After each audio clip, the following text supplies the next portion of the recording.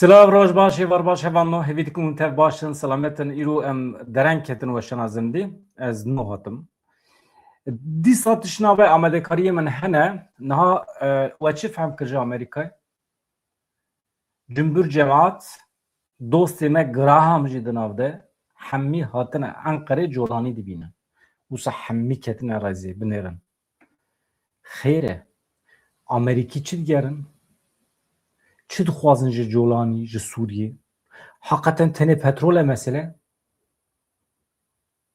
باور نکن دخوازن جولانی و ارتش سوریه لهمبر حزب الله لهمبر هزندن بدن بکارانی یعنی جی وکه هزا خواهی روشتا نوین بکار بینن وانا همی مرود کرانی قاشکه هوانو آنها چند موشی هنمه آمده کرنه ده دوره ده امجوارا پیشکش دکن توم باراک چه قاصر رو برین کنگره آمریکا هنه ایوسا انسان خودی باندور آنیه انقره به جولانی را هفدیتن ده چه کرن هر کسی مفهم کرد یا گراهم چه بو بته ما توجی گراهم گراهم قاشو دوستی می بو هوانو بریا 2000 ساله بریا بروتوس ها بریا 2000 سالان اجورا تشک بیجم بمدن لولاته که امریکا لاتین گروبکی شوان هنه یک جوان شوانا شخورا اولاده کی گرتیه لجموی مزن بیه جزاروکاتی و وکی اولاد گرتیه برده سوی خبتیه جیرا بافتی کریه و سا مزن بونه کرک بیه 20 سالی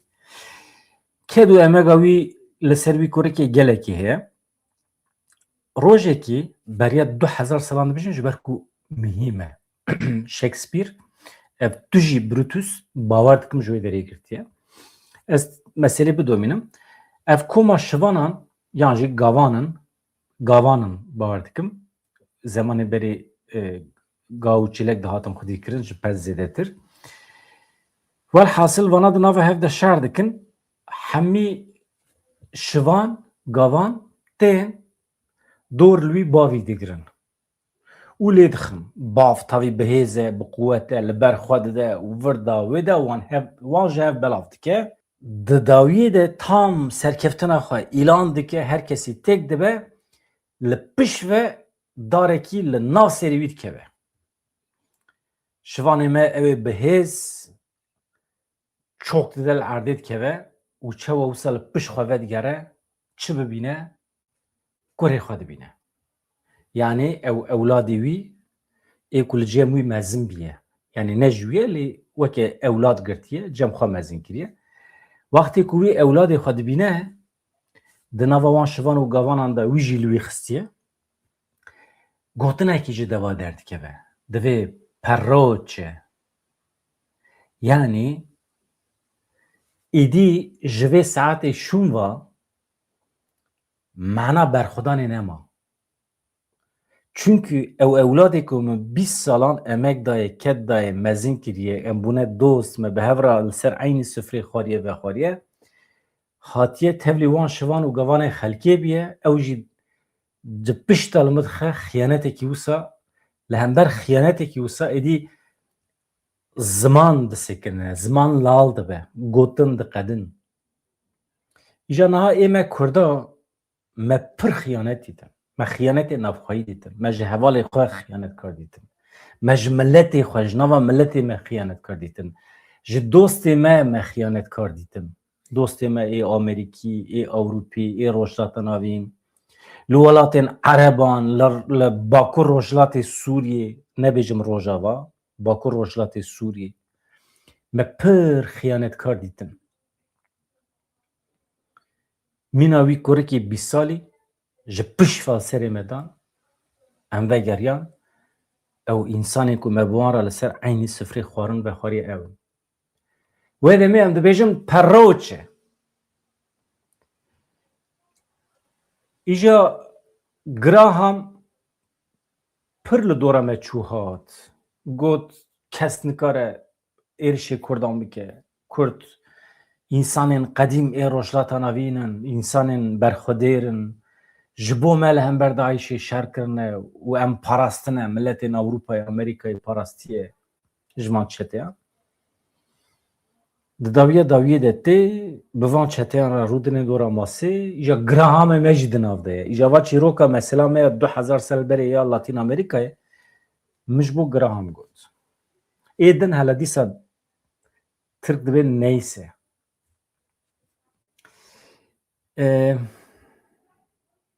Perroçe. İja Shakespeare tabi adeteki wî hebiye ev çîrokên civakî di nava milletê tê axaftin wergerandiye bi zimanê xwe û kiriye nivîskî ji xwe re pirtûk çêkiriye. Yani adetê wî biye pir çîrok û efsaneyên di nava civakê de bela bûne berhev kiriye û dîbiye malê wî ji ber ku wan demê ku wî dest bi nivîsandinê kiriye 50-60 sal berê xwendir û nivîsandin pir pêşketî nebiye wan deman. İja ev mesela Sezar û Brutus yani aynı çîroke tenek karakter diguerin. Yani mantık aynı. Yani tu jî Brutus jî xıyanet li wî dike. Hevan no. Dengê min qut bû, dengê min hat ne? Tamam. Em dest pê bikin ya. Em dest pê bikin. Mala we ava. Gelek spas dikim ji bo hebûna we. Ez minnetdarim. Van rojên dawiyê de hûn eleqa nîşanê bernameyê me didin. Eleqa nîşanê mîvanê me didin. Bernama dengbêjiyê netê da. Ez dixwazim hûn ji bername dengbêjiyê jî hez bikin. Wan jî pêş bixin. We got erê. Dehatî. Em biçin Tom Barak ka dîsa çi belav kiriye. Serokkomarê Sûriyê Ahmed El Şara Wezîrê Karê Derve Esed Şeybanî li Enqerê li gel şandeyeke berfireh ya Kongera Amerîkayê û her wiha nûnerê taybetî Amerîkayê yê karûbarê Sûriya û Iraqê Tom Barak jî di nava wan de bû tev hatin li hev civiyan. Di şandeya Kongrê de senatörê navdar Qaşo dostê Kurdan Lindsey Graham cih girt. Nûnerê taybetî Amerîkayê Tom Barak li ser hesabê xwe X'ê di derbarê civîna krîtîk de daxuyaniyekî belav kir. Tê de kêfxweşiya xwe beyan dike. Ji bo çi? Ji bo vê hevtîtina ku di astiya bilind de hatiye kirin. Wisa pênasê dike. Tom Barak dibêje ji bo min civînekî krîtîk bû. Ji bo min şerefekî mezin e. Min îro li Enqerê pêşwazî li cenabê Serokkomarê Sûriye Ahmed El Şara kiriye. Em li gel şandeyek berfireh ku ji her du partiyên Kongrê Amerîkayê pêk dihat civîneke krîtîk me ava kiriye, min nava xwe de çê kiriye, di astiyekê bilind de me darxistiye. Yani ê ku ji Amerîkayê hatine ne tenê komarger û komargerin, yani ne tenê alîgirên Trump'ın ji demokratan jî, yani ji partiya Biden jî insan hatine wisa dibêje. Yani Amerîka bûye yekti mesela Sûriyeyê. Êdî hin hevalê me dibêjin Donald Trump eger ji desthilatdariyê bikeve dostaniya me ya bi Amerîka re dibe ku bi şiklên cuda bidome ê wele nizanim. Yani ez bixwe ketim şüphê ancak çawa çê dibe ev colaniyê ku pê re hevdîtin hatiye kirin heye eger ew li gorî emir û talîmatên Amerîkayê tev negere eger navbera wan xirab bibe wê demê ancak ji me re tiştekî çê dibe çê nabe ew jî em nizanin ji ber ku pir namzetên din yên Ereb hene dikarin werin şûna colanî ji ber ku êdî zemîn hazir kirine wekê li Iraqê. Li Iraqê gencekî anî kirin serokwezîr herkesî piştgirî daye Kurdan jî piştgirî daye û xilas. Ew genç anha diçe Amerîkayê Donald Trump dimîne piştî 15 rojê din. 15 roj jî ne hefteyekî din diçe. Yani 15 vê meyê diçe Amerîkayê. Zeyî de navî. Hevan no binêrin. Yani normal li cem Kurda yani gencekiye nû teze mezin biye nizanim vallahi. Yani me pir dixwaz gencê me jî wisa bin. Barak da zanîn ku ev hevdîtin dibin serkêşiya senatör Jan Shahanê ve hatiye birêvebirin.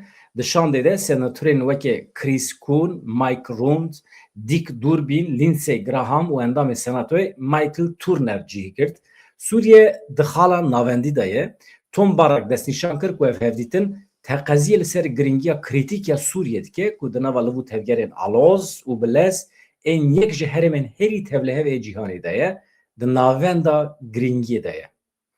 yani bahsa Suriye'de baragot serdanên diplomatik em bi vî rengî yên Kongreya Amerîkayê hîmê bingehîn siyaseta derveyî Amerîkayê nîşan didin. Ev serdan leza gavan a ber bi rûpeleke nû xurt a di tekiliyên Amerîka û Sûriyeyê eşkere dikin. Ji bo siberoja rojhilata navîn ev keliyeke dîrokî ye, demeke dîrokî ye, rûpeleke nû ye dibêje Tom Barak.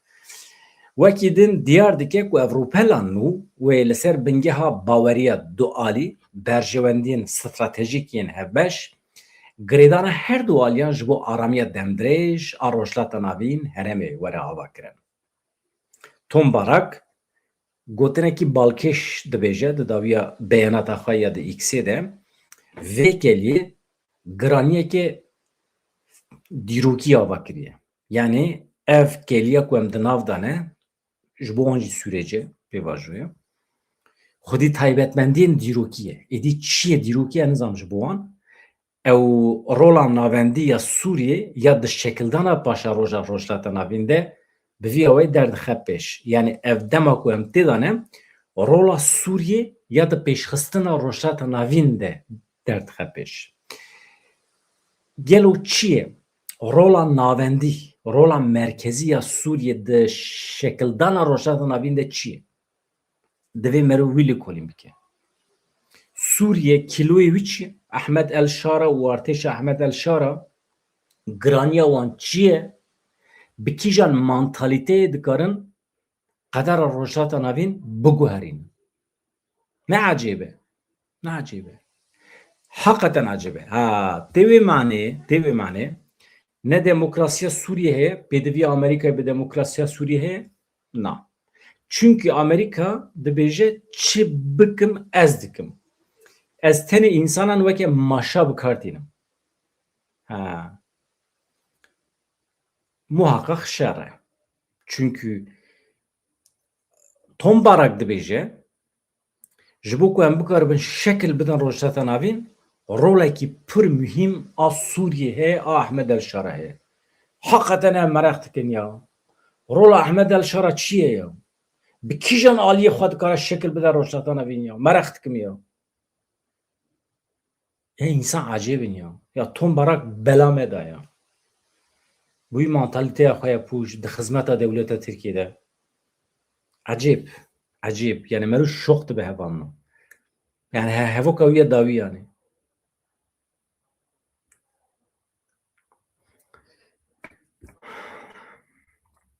Donald Trump jî çûye Ahmed El Şara dîtiye li Enqereya. Yani çûye bernîgê Ahmed El Şara ya. Merû fehm nake ne? Hakikaten.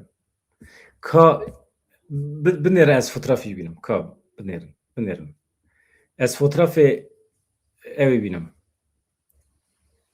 Fotoğrafê Donald Trump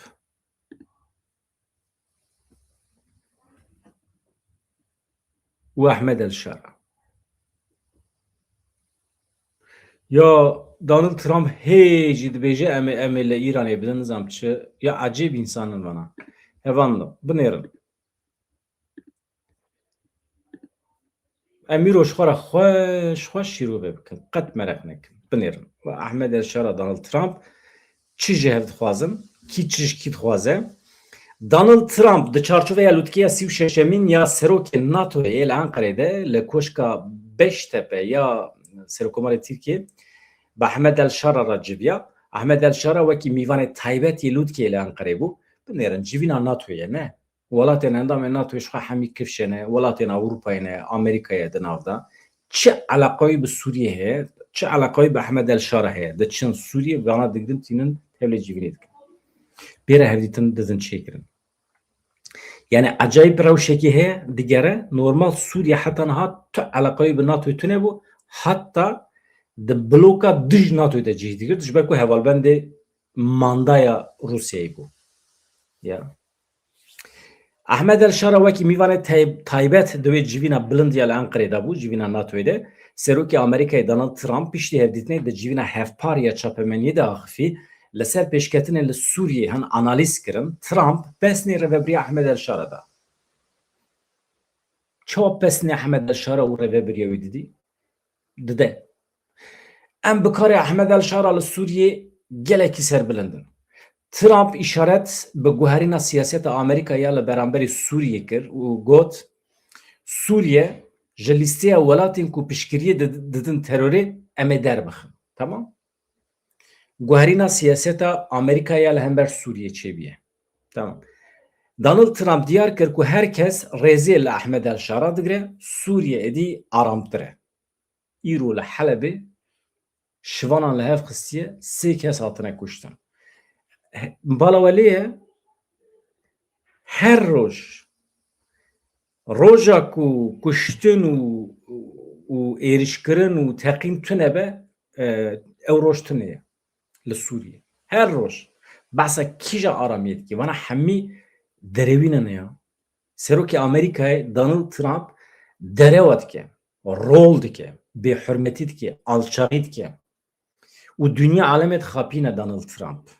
Dibêje Ehmed El Şara însanekî pir bilind e, dünya alem jê re rêz û hurmetê digire û aramî aniye Sûriyê.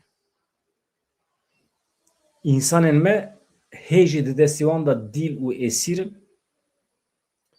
qet nekevin nava meselê. Donald Trump di derheqê Îranê de jî vir dawî de gotinê kin û dirêj dike. İran dibe muhakkak dibe nebe xwedî çekî nuklerî. Trump li ser bazarên petrolê jî hin tişt gotin diyar kir ku ew bawer nake ku petrol di demên pêşme de buhatir bibe. Balkişan ser projeyên Amerîkayê jî di mesela enerjî de û vir dawî de qet naxwazim behs bikim bi Erebistana Siûdî, bi Rûsyê re vir de baş e. Ez gotinê Donald Trump vê derê dibirim, protesto dikim, cehnima wî kirî hatî. Hatî aboriya Amerîkayê perê me ew xwasa, petrola me vê derê, em Îranê dixin, em nizam ku dixin ama ew xwasa civîn çêbû li Tirkiye, ew xwasa serokên cîhanê hatin vê derê. Bahsa navê Kurd nebûye. Yo em di pêvajiyekî pir giring dane. Du min manşeta xwe avêtî bi tê bêrawe Rêzdar Öcalan beriya sal û nîv di wextê ku bang kir çi got? Ya projeya min ya projeya Amerîkayê. Aniha em dibînin ku projeya Amerîkayê hatiye qebûl kirin. Dewleta Tirkiye projeya Amerîkayê qebûl kir pêra îmzê kir. Yekîtiya Ewropayê projeya Amerîkayê qebûl kir pêra îmzê kir. Ehmed El Şara bi temamê kabîneya xwe ve hatiye Enqerê projeya Amerîkayê qebûl kir. Dünya alemê projeya Amerîkayê qebûl kiriye ji xwe re pêra dimeşin. İnsanê ku me re bimeşe nema. Ancak em wisa bimînin sibê du sibe hela yek ji wan bimire, sibê du sibe Ehmed El Şara bimire, were kuştin, ya jî bûyerekî were serî, felaketekî were serî ku ji me re mekanekî çê bibe. Ku em bikarbin hewcedarî bi me çê bibe. Rêzdar İlham Ehmed pir xebitî. Rêz û hurmeta me jê re heye. Çûye Silêmaniyê dibêje Sûriye bi vî şeklî nabe, destûra bingehîn dibe biguhere, rola jinê dibe di siyasetê de hebe, perwerdeya Kurdî divê hebe. Temam Rêzdar İlham Ehmed cihê van gotinan ne civîna li Silêmaniyê. Tu çî Silêmaniyê di civînekî de xîtabê milletê Kurd dikî, tu ji milletê ya tê ji min û we re dibêje li Sûriyê lazim e perwerdeya Kurdî hebe, destûra bingehîn nizanim biguhere. Ji xwe dibêjin. Tamam, ez û te hem fikirim, ez jî mîna te difikirim. Rast e.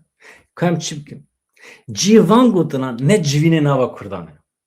Mîna rêveberên Dem Partî tên li Bakurê Kurdistanê ji milletê me re dibêjin li Tirkiye divê demokrasiyê be. Ya çima ji mirad bêjî? Çima ji mirad bêjî?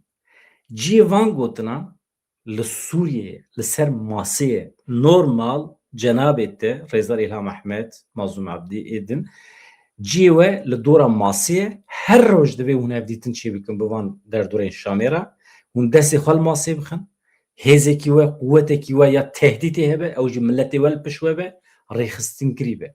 Ew wisa tîbûn û birçîbûn hebe li Rojavayê Kurdistanê. İşte em tîne, em birçîne, ava me tune, kehrebe elektrîka me tune ye, têrê nake, rewşa me xirab e, bila millet serî rake, bi vî şeklî nabe. Millet ji bo tî û birçîbûnê bila qet serî raneke. Milletê me rabe ser xwe organize kiri milyonek insan ra beserxwe îro 24 saata da di destûra bingehîniya Sûriyeyê de heqê Kurda, hebûna Kurda tê nivîsandin nayê nivîsandin. 24 saata da biryara xwe didî. Eger nayê nivîsandin hûn ji xwe re em ji xwe re. Em pê dihesin dibêjin artêşa me heye, mîlîtanên me hene, qesede hêjî xwedîrol e. Temam xwedîrol e amal ku derê ye? Ew rojavaya ku tê de perwerdeyiya Kurdî tune be. Ew rojavaya ku xwe bi xwe bi rêva nebe. Aboriya xwe bi xwe hakim nebe. Kontrol neke. Ya çawa bibe yani? Sibê hetayê berê me şu mîtîng heye li Rojava. Ji bo avê û ji bo nan û ji bo genim û ji bo her tiştî. Yani em awayê siyaseta me şaşe. Awayê siyasetê. Siyasetmedarê me neçin mağduriyeta xwe nefroşin me. Em zanin em çi qas mağdurin. Em zanin divê çi hebe. Li Tirkî jî em zanin divê çi hebe. Binêrin aniha ez beyanata Rêzdar Mustefa Karasû ezî ji we re bixwînim. Divê dewleta Tirk wisa nabe. Ez ji we re bêjim divê dewleta Tirkî aniha hesaban dike. Ka çawa milletê Kurd qir bike. Bi welatên endamê NATO re dide distîne, bi İsraîlê re dide distîne. Nizam kî re plana çê dike ka gelo heqeten bi van welata re merû dikare milletê Kurd qir bike yan na? Mustefa Karasû dibêje. Erê dike plana dike. Çünkü em ji xwe re saf temîzin. Çünkü em bi İsraîlê re, bi Amerîka re em nakin. Çünkü vana hêzên hegemonin, vana hatine ji rojhilata navîn ji bo nizam çi? Em bi wan re nadin nastînin, em bi Tirka re dinistînin. Tirk jî me muxatab nagirin, diçin tabii ki bi Amerîkaya re dikin. Tirk ji me re dibê werin teslim bûn. Aha do numan kurtulmuş dîsa dibê. Yek rêyekî hilpêşiya we em qanûn derdixin veya şefqatekî em nişan didin. Tamam mı? Lütfe. Yani em şansekî didin we. Hûn hatin teslim bûn, hûn nehatin süreli. Yani süreli çi ye? Hemû tiştê ku min heta niha kiriye di derheqê Kurda de tê efû kirim ama ji vir û bi şertê ku ji vir û pêve ez baqil bim li hember dewleta Tirkiye tu suç nekim. Mesela çewa hevanno numune bidim ez hema derbasê mijarê dibim. Ez zanim min hinek tevlî hev kir.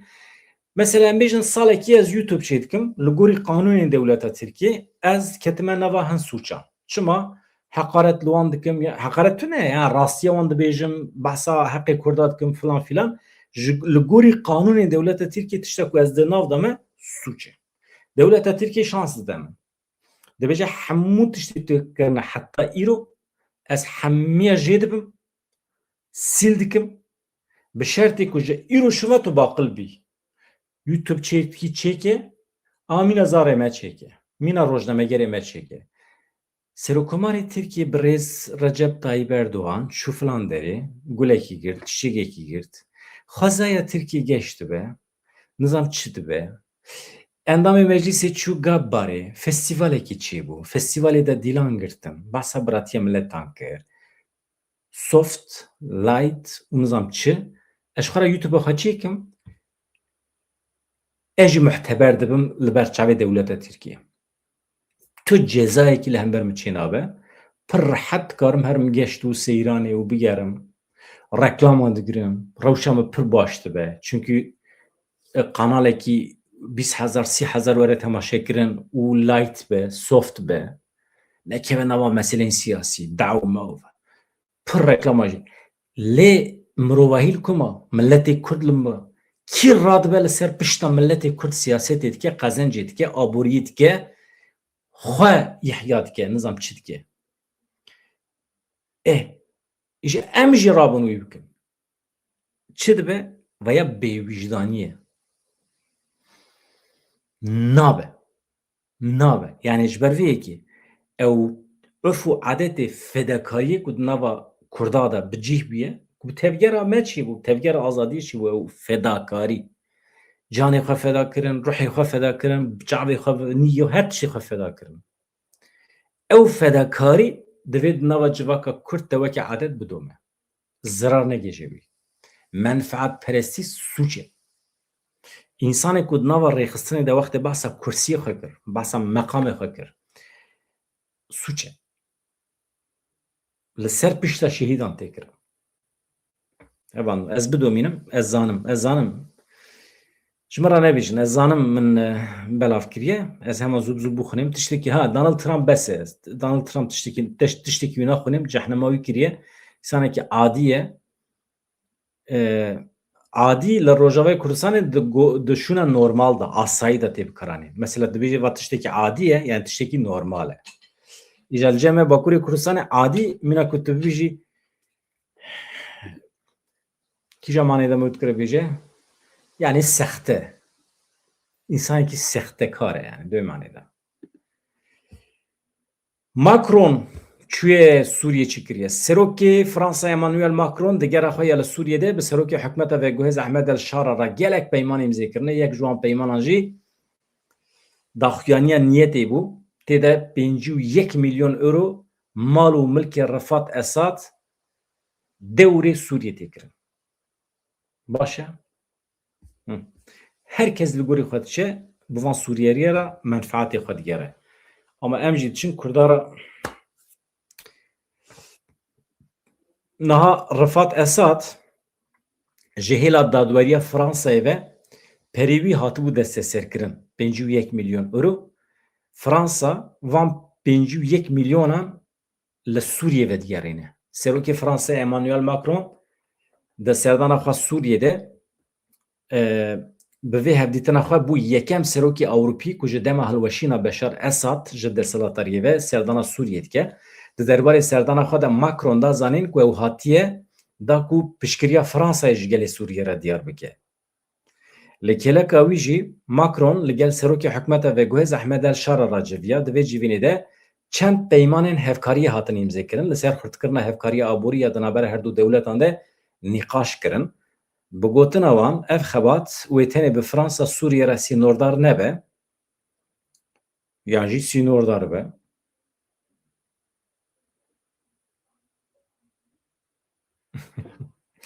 Tabii ki sînordar nebe. Alîkariya welatên kendavî jî wê pêk werin. Serokê Amerîkayê, serokê Fransayê Emmanuel Macron da zanîn wê di çarçoveyên di siberojê de ji bo jinûva avakirina Sûriyê komîteyên aboriyê yên hevkar werin avakirin. Fransa hazir e tevlî projeyên qada enerjiyê, projeyên banqeyan bibe, bi hevkariya bi welatên kendavê re dikare li van deran şîrketan ava bike. Her wiha diyar kir Macron Sûriye zehmetên mezin dibîne lê di destê wê de firsendên pir mezin jî hene bi şîrket razîmeniyê Fransayê re bixebite. Li wê derê jî ev 51 milyon euro 51 milyon euro mal û milkê Rifat Esadin temam me behs kir. Fransa beriya niha destanî bû ser ê Rifat el Esad aniha lê vedigerine. Di civînekê çapemeniyê ya hevbeş de dibêje Fransa piştgiriya têkoşîna li dijî terorîzmê li herêmê dike. Terorîzm ma. Terorîzm nema ki. Çünkü we terorîzma li rojata navîn we tev anî hemî meşrû kir. We kir qanûnî we qerawat xist tûyê wan û xilas. Ew gencên min bas kir Elî Zeydî Serokwezîrê Iraqê 15 mehê diçe Amerîkayê. Herkes diçe Amerîkayê. Amerîka tê cema. Ew diçin cema. Ê ku tenê ji xwe re li serê çiyê xwe maye pişta xwe endî em nikare pişta xwe bidin çiya jî. Ya halê me çi dibe nizanim. Acîlen milletê me dibe komîser hebibe. Tevgera siyasiya Kurd komîser hebibe. Yani bi dewleta Tirkiye re piştî civîna NATOyê me dît ku dewleta Tirkiye eger pêvajo bi rêve bibe tenê ji bo teslîmgirtina hêzên gerîlayê. Tu armancekî vê pêvajoyê tune ye. Me dît. Çima? Çünkü dît projeyê Amerîkayê bi rêve dibin. Projeyê Amerîkayê de tu hêz û quwetekî çekdarî divê nemîne ji bîreyê dewleta. Iraq, Sûriye, Türkiye tenê artêş dikeve destê dewletê, dewletekî merkezî rexistin tamamı tane beçekirin. Kürt tane beçekirin. Peşmerge ve çevabe kadar amacı kifşinden. Anha devleta Türkiye, Amerika'ya, Irak'a tamamen Avrupa kutan eser Başuri Kurdistan'ı. Türkiye hebuna Başuri Kurdistan'ı Reveberiya Federasyona Başuri Kurdistan'ı jixwara weke xeta dibine çi dibe bibe ez dibe ji vê xetayê vegerim. Vê xetayê dibe ez telafî bikim. Çünkü hebuna Başuri Kurdistan'ı ji bo xwe xeta dibine. Min çawa destûr da dibe. Ez dibe telafî bikim. Anal çi digere? Her tişt digere. KDP li gorî devleta Tirkiye nemeşiya. Li gorî lîstikê wan nemeşiya. Tevlî şer nebû. Anha êdî dixwazin yenekê biceribînin. Ka yeneke heta kîjan derecî dikare li cem devleta Tirkiye bisekine.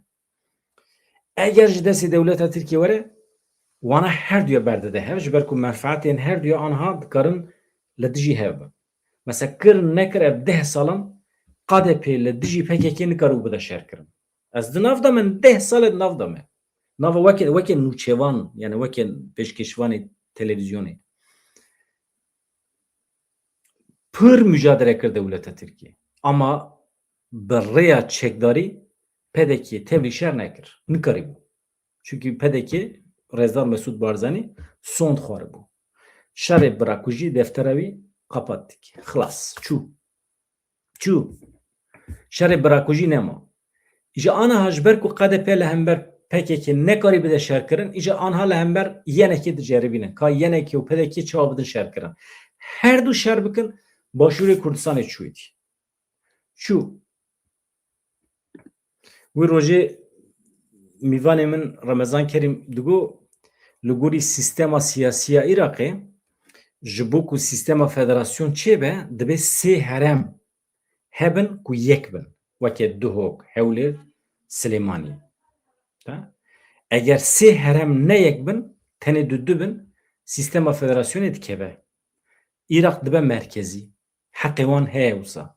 Ji ber vê eger yenekê û KDP şer bikin, dibe du heremên ji hev cuda. Yani Duhok û Hewlêr weke du wilayet dibin bi serê xwe, Helepçe, Silêmanê du wilayet dibin bi serê xwe, dibin du heremên cuda. Nikarin ya sê bajarê wan divê hebe. Ji bo bikarin bibin federasyon. Sê bajar divê hebe. Wê demê Başûrê Kurdistanê bawekî fermî jî dikeve. Yani rezalet yani. Ana hemî devleta Tirkiye dike. Yani Rezdar Bafıl Talibanî rêveberên yenekî acilen çi dike bikin tekiliya xwe devleta Tirkiye re bibirin. Menfaat îşê we menfaat tune nizanim. Yani rêveberên yenekî çûn Enqerê Kubat Talibanî ew Kalın malın İbrahim Kalın Serokê Mîtê hat Silêmaniyê Bafıl Talibanî re hev dîtin falan vê wan. Wana hemî tiştên xeterin. Yani çi dibe ya hinekî endîşa me heye hevanno. Piştî vê civîna NATOyê rewşa me a Kurdan ber bê xirabiyî ve diçe. Piştî civîna NATOyê pêvajoş xwe temamî dikeve. Çünkü Türkiye li gorî plana Amerikayê tevdigere. Halbuki ew soz neda boyo calan. Devleta Tirkiye sozekî din da boyo calan. Anha edî çawa dixwazin pîne bikin. Anal pêwîne. Serokwezîrê Iraqê Elî Zeydî 15 hêtişê Amerîkayê bi Donald Trump re dicive mijara sereke ya hevdîtina her duyan aborî û ewlehî ye. Mijarê sereke yê guftiguyan hilweşandina komên çekdar ên derveyê desthilatariya dewletê ye. Komkirina çekan heye reve ev birê ku pêkirina pêwendiyên stratejîkê di navbera Bexda Washingtonê de hene. Ev serdan di demekî gelekî krîtîk de pêk tê ku Iraq ji ber girtina tevgera Hurmuzê rastî qeyraneke darayî yani krîzekî ekonomîk hatiye. Berpirsên Amerîkayê dixwazin Iraq peymana gazê li gel Îranê nû bike. Na tam berûva jî. Berpirsyarên Amerîkî dixwazin ku Iraq peymana gazê li gel Îranê nû neke. Projeya hinardekirina petrolê di rêya bendera Banyasê ya Sûriye re bilez bike. Weke pêngavekî ji bo cudakirina temamî ya aboriya Iraqî ji bi bandora Îranê derbixe. Ev serdan piştî wê yekê tê ku Donald Trump د پیوندی کې تلفونی ده پیروزباهی له علی زیدی کړ بو جبو ورګرتنه پوسټ وی او بوای کې فرمیجی و خواندبو قصر سپی ال امریکا هوانو نونر ناتو یکتی اروپا جی پیمانه یکتی امضا کردن نواخدا هر کس پیمانه یکتی امضا که هر کس ام د نواخدا تشتکی بکن پرخوشته به کا کستن پرا پیمان چکین یا کا هوش ورن هوان نو حقت ورن امج نواخدا پیمان چی بکن هوان نو ایمه بلا ولا بونه yani pır zor emitçe. Pır zor emitçe. Ya o sazı kime ragahandan enema ya nay serkirin. Sazı kime ragahandan e usa profesyonel bikaribin weşan ebikin. Yani merv de qahare.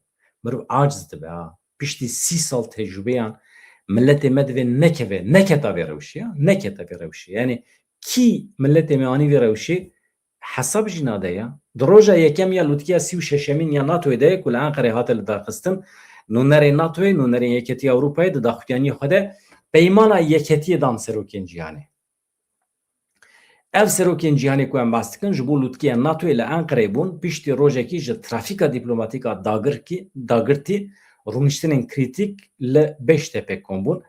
Hevanno sekreterê giştiyê NATOyê Mark Rutte, Seroka Komisyona Yeketiya Avrupayê Ursula von der Leyen, Serokê Komisyona Yeketiya Avrupayê Antonio Costa, di roja yekem ya lûtkiya 36 ya NATOyê de daxuyanî dan rojnamevanan çi gotin Rutte bi bîr xist ku ji 27 endamên Yeketiya Avrupayê 23 devlet hene em bi gefên Rusyê re rûbirû ne.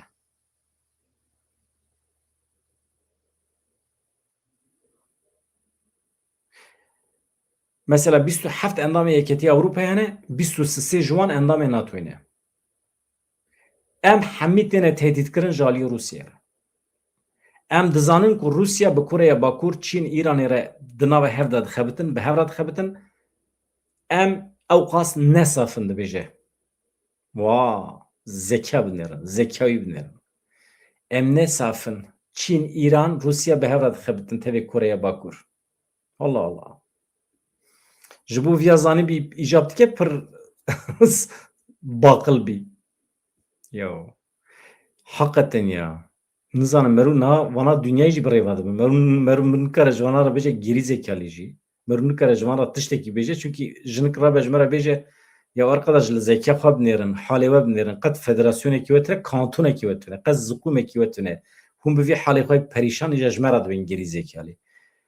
Jinik heqlî. Serokê Konseyê Avrupayê Antonio Costa kêfxweşiyekê mezin ji hevkariya stratejîk ya danabera NATO û Yeketiya Avrupayê de nîşan da. Diyar kir ku welatên endam sozê xwe bi cih tînin. Costa diyar kir ku Ewropa berpirsiyariyekê mezin ji bo parastina xwe digire ser xwe, divê niha jî wiha berdewam bike. Parastina NATOyê wizan çi qasî ye? 8 milyar euro hatiye veqetandin ji bo parastina NATOyê. Ji bo vê armanca heta niha sala 2023 yani ha şaşnayê fehm kirin. 8 milyar euro ji bo ev sanayiya parastinê ya bihêz hatiye veqetandin. Divê em ne tenê dixwazin bingehekê pîşesaziya parastinê ava bikin, lê di aynê demê de em bi Ukrayna re bêtir hevkariyê bikin. Ji ber ku ew pir nûjenin, xwedî ezmûnên şerin. Allah. Behsa Ukraynayê dike. Mala Ukraynayê xirab bû ya. Hê jî destê xwe li pişta Ukraynayê dide. Bêguman em di nava Yeketiya Avrupayê de bêtir kirîna hevbeş dixwazin ji ber ku tê watiya hevahengiyê. Ez ya vana jî protesto bikim nexwînim hevan no. Yani li Beşteş qesra Serokkomariya Tirkiye hatine cemhev. Na ez behsa Karasu bikim. Tamam. Em were ser mesela xwe hevan no. NATOyê, Donald Trump, Tom Barak, em hemî dan aliyek em were ser mesela Karasu.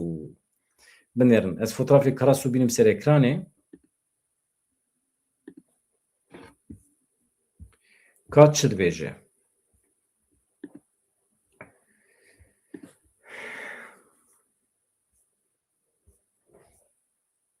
Hevpeyvîna wî gelekî dirêj e, lê ez hemî nexwînim. Qismekî wisa ji were bixwînim.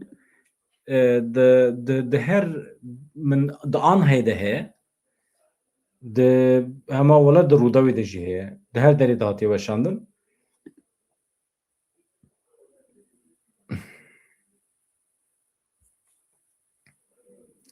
Yani ecêb dibêje dewleta Tirkî plan dike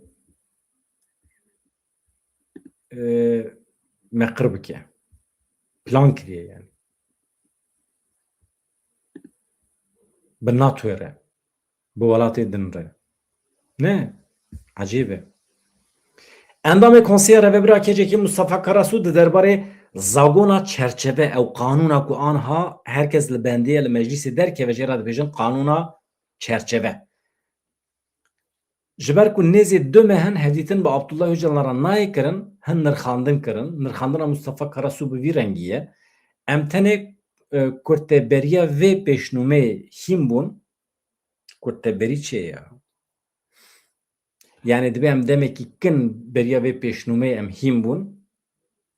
Yani tevahiya wê nehate berdestê me. Yani qismekî vê pêşnûme qanûnê divê em jê hîn bûn. Hemîn hatiye berdestê me. Lê tiştên di hevdîtinê de hatine nîqaşkirin di asteyeke diyar de gihîşte berdestê me. Niha ev pêşnûme wê ji aliyê dewletê ve normal şertan da dibe hatibe analîz kirin, hatibe nirxandin, car din dibêje serokê me re hatibe şandin. Em ê jî pişra bihatine agadar kirin. Lêbelê pirsgirêkeke wiha ya mezin heye ji bîst û çarê gulanê vir ve bi serokê me re hevdîtin nehatiye kirin. Yani normal ew qanûna çerçeve ku divê dünya alem behs dike dibe anha hem biçiya İmralî hem hatibe cem. Ama dibe nehatiye. Li İmralî çi hatiye axaftin jî em nizanin. Bîst û çarê gulanê vir ve haya me jî tune ye. Gelo pêvajo bi vî şeklî mümkün e bimeşe. Tenê ev rewşî nîşan dide ku nêzîkatiyeke rast ji bo vê pêvajoyê nayê nîşandan. Dibêje Karasu. Wekî din beyan dike ku pirsgirêka Kurd tenê bi piştgiriya civakî li hevkirina partiyên siyasî bi pejirandina qanûnê ji hêla Abdullah Öcalan û tevgera wî ve dikare were çareserkirin.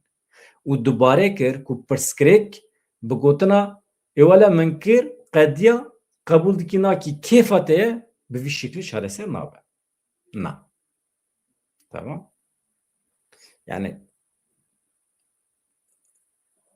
eger dewleta Tirkî bixwaze daw doza milletê Kurd çareser bike yani jê re vê pirsgirêka Kurd ancak bi piştgiriya civakî li hevkirina partiyên siyasî bi pejirandina qanûnê ji aliyê Öcalan be.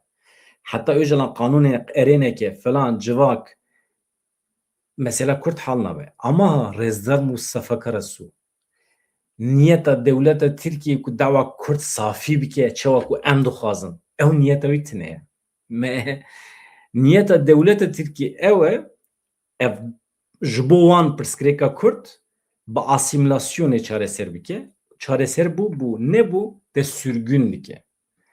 Tirkî ji Kurdan xalî dike. Ama quvveta wî terê nake tiştekî dine. Ewsa li demê belav dike. Maşallah hevalê me Bakurê Kurdistanê jî di rêya asîmilasyonê de bi çar gavan dibezin. Tamam çi dibêjim bi çar nalan dibezin. Êdî û çawa fehm dikin fehm bikin. û Xwedê ji wan razî be hevalê me Ewropayê jî ji xwe weşanê li ser weşanê bi Tirkî vedikin. Rojname çi qas bêjin heye bi Tirkî, televîzyon çi qas bêjin heye bi Tirkî û Tirkiyekî pir xweşik diaxivin. Twitterê tu vedikî ew X heya hevalê me Kurdî axêv bi salan rojnamegerî kirine bi Kurdî ew ji xwe re bi Tirkî qise dikin. Mesela Kurd hal bîye Rêzdar Mustafa Karasu. Mesela Kurd hal bîye di çavê dewleta Tirkî de. Çünkü herkes bûye Tirk. Mesela hal bîye. İja çavê dewleta Tirkî de hin însanên çekdar hene, çek û silah di destê wan dane, ew dibe hinekî bi rêyek medenî hal bîye, bihatine ew jî xilas dibû çû xilas.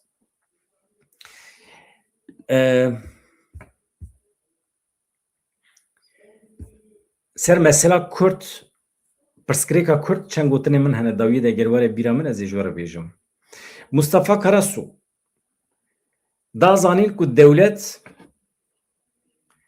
pir ji rêzê Yani sıradan nezi ve pêvajoyê dibe. Destnîşan kir ku heta tejîta li ser Abdullah Öcalan ranebe pêvajo nagihêje encamê.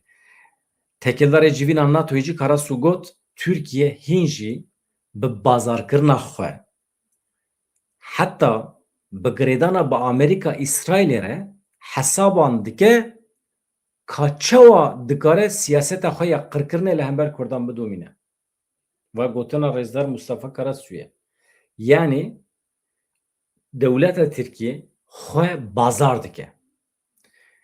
Hatta dibêje bi Amerîkayê bi İsraîlê re girêdana xwe nîşan dide. Hesaban dike ka gelo çawa dikare bi van dewleta re siyaseta xwe ya qirkirinê li hember Kurdan bidomîne. Türkiye hên jî vê hesabê dike. Hên jî hewl dide bi wergirtina piştgiriya derve pirsgirêkên xwe yên navxweyî çareser bike. Niha jî bi heman awayî li NATOyê dinêre. Ev bi rastî ji bo Tirkiye siyasetekî dibe rêyekî bê derketiye. Yani tu dikevî rêyekî êdî nikarî jî derbikevî. Divê Tirkiye ketiye rêyekî wisa. Lê tiştekî heye ji were bêjim hevan nor Rêzdar Mustafa Karasu yek daw doza milletê Kurd pirsgirêka navxweya Tirkiyeyê ne. Na. Yani çünkü pirsgirêkekî navnetewî ye. Garantör lazım e. Çavê sêyemîn lazım e. Di nav da mecbûrê Amerîka hebe, İsraîl hebe, welatên Ewropayê hebe, netewî yekbûyî hebe, mecbûrê hebe. Pirsgirêka Kurd yek jî hevan no pirsgirêka Kurd tune ye. Yani Kurd ne pirsgirêkin. Kurd milletekî qedîm e, kevne li Mezopotamyayê, li Kurdistanê ye, li welatê xwe ye. Hatiye êrişkirin, hatiye dagirkirin, Kurd nebûne problem. Lê problemên Kurdan hene. Çi ye? Problema Kurdan a Tirk heye. Mesela Tirk hatine welatê Kurda dagirkirine. Li cem Kurda pirsgirêka Tirk heye. Em vê pirsgirêka Tirk çawa hal bikin? Mesela em Tirkan ji nava xwe derbixin bi rêya şer, nazikî, bi rêya dîplomasî. Em wana çawa dikarin ji nava xwe derbixin. Yan jî em çawa dikarin bi wan re di nava eynî welatê de bijîn. Veya pirsgirêka Tirkiye nabî, ne pirsgirêka Kurd e. Tirk di nava xwe de me wekî problem dikarin bibînin. Ew jî di nava xwe de dibêjin. Ya Kurd serê me bûne bela ye. Ya pirsgirêka Kurd heye. Em van Kurda çawa hal bikin. Ew jî serê xwe de wisa dibêjin. Li meclîsa xwe dibêjin Kurd sorunu, li nava kolanê dibêjin Kurd sorunu. Hinekî ew dibêjin Kurd sorunu xilas jî bûye. Ew meseleyekî tune. Lê li cem Kurd sorunu tune, pirsgirêka Kurd tune ye. Kîjan Kurd bibêje Kürt sorunu eğer hitabê Kurdan bike, Kurdekî hitabê Kurdekî bike bibêje Kürt sorunu tevê manî ku bi çavê dagirkeran li civakê dinêre. Bi çavê Tirkan li Kurdan dinêre. Ama tu wextê bi Tirkekî re nîqaş bikî, te gotibe Kürt sorunu problem nine. Te li meclîsê ji Tirkan re te hitabê Tirkan kiribe, tu bêjî Kürt sorunu problem tune. Yani pir jî wisa teng nafikirim.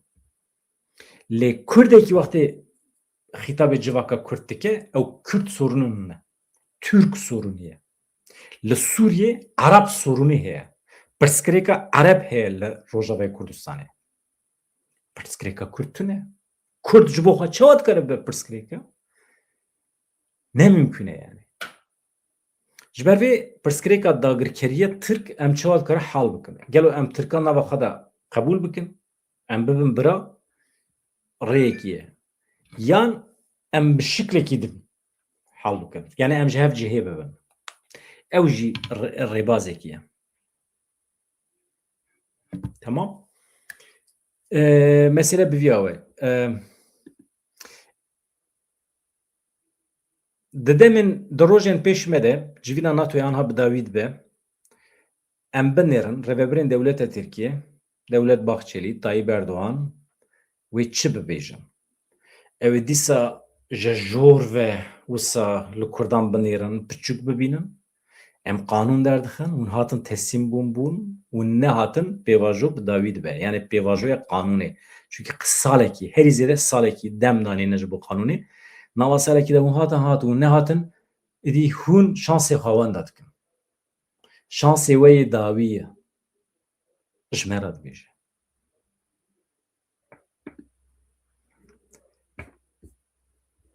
یا yani em ne layıkı bir rewşîne vandı. Mesela gundewara Helebê sê kes hatin kuştin ew jî li başûrê Helebê di navbera şivanên pez de nakokiyek derketiye li ser erd hema çek û sîlah hatin bikaranîn sê kes li wê derê li erdê dirêj bû. Hatin kuştin çûn. Yani tenê nava me Kurdan da em hevdû nakujin. Xelk jî we hevdû dikuje. Em cîranê hevin. Li Belûcistanê çil û du endamên artêşê û polîs hatin kuştin. Ew jî cîranê me ne. Heta Belûcî kuzenê me ne. Yani bizmamê me ne. Dotmamê me ne. Ah Graham. Perroçe. Çima dibêjim perroçe? Hevalê ku vê gotinê merex dikim bila vegerin destpêka vîdeoyê min çîroka perroçe ya li Amerîka Latîn gotiye. Erê. Ve wextê Graham dibînim bêjim perroçe. Artêşa Pakistanê ragihand ku di sê êrişên li Belûcistanê de ji şeşê tîrmehê vir ve çil û du endamên artêşî û polîs hatine kuştin. Di heman demê de piştî êrişan pêncî û çar çekdar jî hatine kuştin. Şarê wan jî nava hevdû de didomin. Hevan ez gelek spas dikim ji we re. Ez zanim dostê min, hemşeriyê min Ozan Aydin çar berhem bi hev re derxistine. Min nûçiyek li ser xwendiyê lê aniha ji ber ku agahî malûmat zêde ne destê min de ye. Ez nikarim zêde agahî bidim me lê Ozan Aydin însanekî hêja ye. İnsanek delal e, ketkar e di mesela müzikî û hunerê de berhemî wî derketine. Rojekî eger kerem ke bibe mîvan vê derê behsa berhemê xwe bike û çend ji berhemê xwe vê derê bavekî zindî bi were par vebike ji xwe ez pir pir kêfxweş dibim. Em binêrin eger ew îmkanê me çêbe baş dibe. Karayêlan jî doh tiştên ecayîb gotin ji xwe we temaşe kiriye muheqeq. Yani ew jî dibe dewleta Tirkiye dixwaze baweriya ku di nava milletê me de hebû bişkîne. Dewleta Tirkiye dixwaze çîmentoya ku milletê me dike yek, rêxistin û tevgerê me dike yek, ew ê birizîne. Ku milletê me belav be, hemû bi mîna qûb. Ya dewleta Tirkiye divê em nas bikin. Yani dewleta Tirkiye vê pêvajoyê li hemberî me wekî şerekî psikolojîk bikartîne. Ne gotina min e. Gotina Murat Karayılan. Dewleta Tirkiye vê pêvajoyê mîna şerê psikolojîk bikartîne. Çi ye şerê psikolojîk? Te bi çek û sîleh nekarî gerîla têk bibî, aniha tu rêxistinê di çavê millet de piçûk dixînî, xirab dikî, fitne fesadî dixî nava saziyên vê rêxistinê, hemiya ji hev belav dikî tu wezîfedarê xwe dikî wê derê. Kîl ber destê wan ket, vir da wê da hop rêxistin belav dikî. Ew sûcdar dikî. Kî bi se jara bijîm kê sûcdar bike di nava rêxistinê de dibêjim. Sûcbarkirin cureyekî ew ê ye. Xizmetkariya dewleta Tirkiye. Min peyamê we jî nexwend. Yani firsend çê nebû. Mala we ava. Gelek spas dikim. Lê piştî bername ez terim li peyamê we dinêrim. Yek bi yek hemiyan dixwînim. Mala we ava. Gelek spas dikim. We got erê. Xatirê we silav rêz.